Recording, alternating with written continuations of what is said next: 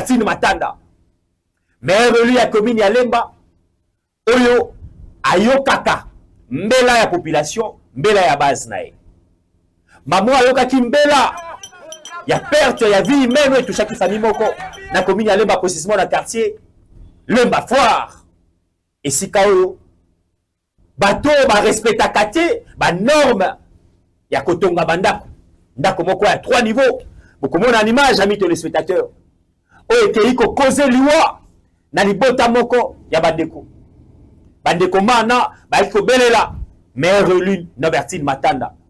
Akita ko palper du doigt. Nobertine Matanda la kati bango lobi non. Oyo ko comme situation ya perte ya vie humaine ya mutu. La vie humaine est sacrée.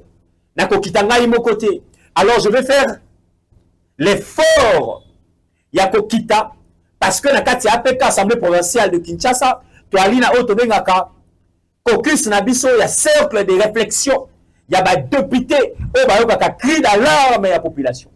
Bazali na APK bazali ba député belé yokanga malamu. Baza ba député belé na APK. Mais Nobertine Matanda na kati ya APK bazali na cercle ya réflexion oyo basololaka pour l'intérêt kaka ya population et ya bakinois et kinoises.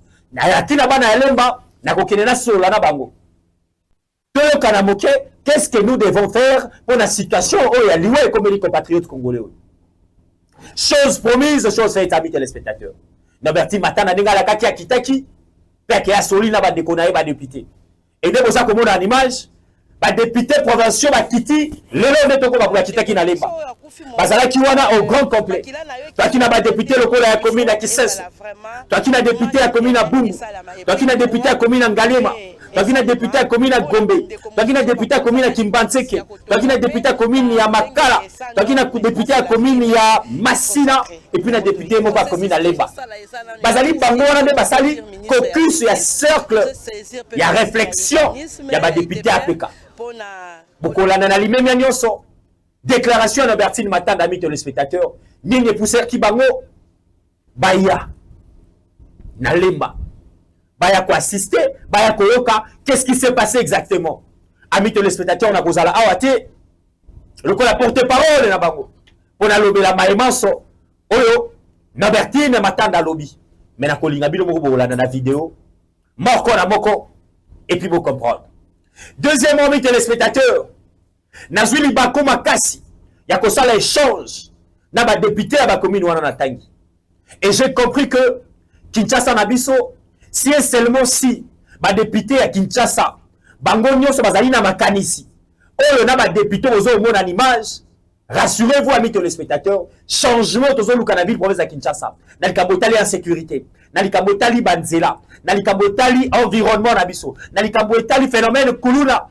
Dans les camboétali éducation avec caucus ou ya cercle il y a réflexion à ma député caucus sur la coute na bango je vous rassure que Daniel Bumba kozala na problème. Je vous rassure que ma ministre provinciaux na biso ya Kinshasa ba kozala na problème te. Na kati ya ba commune mana nazaki libako ami téléspectateurs ya kobeta bordir na moko na moko. Exactement parce que na kitaka na commune pe moko na moko na koyebisa na bino noir sur blanc. Lolenge kani Moïse Mbouya sololi. Pena la kaki na bango na lobiete. Boza ba lobeli ya bana Kisasa. Nazo ko mener siko campagne nanga na ba commune moko na bino. Donc amis téléspectateurs, la semaine prochaine Moïse Mbouya kokitana Kisesa. La semaine prochaine Moïse kokitana Rema. La semaine prochaine Moïse kokitana Gombe. La semaine prochaine de Moïse kokitana Kisenso. La semaine prochaine de Moïse kokitana Makala. La semaine prochaine kokitana commune Masina na kokitana Kimbanseke. Na lakina ba député wana. Bande quoi cercle à réflexion, il y a vu la Kinshasa. Et na koya commune par commune, pour la palper du doigt maloba nyoso alobi na biso, si seulement si est livré. Amis téléspectateurs, na lingi ya mboete, tokota na vif ya masolo na biso. Tolanda d'abord, o ezali, maire élu ya commune ya Lemba, Mama Nobertine Matanda. Maloba na ye, o tangu to tche micro, to ebisie, nini memi bino atomone tuluka ba député. Est-ce que Zali na plénière? Est-ce que Zali na matanga? Zali na niabi? Non, monsieur Moïse, oui.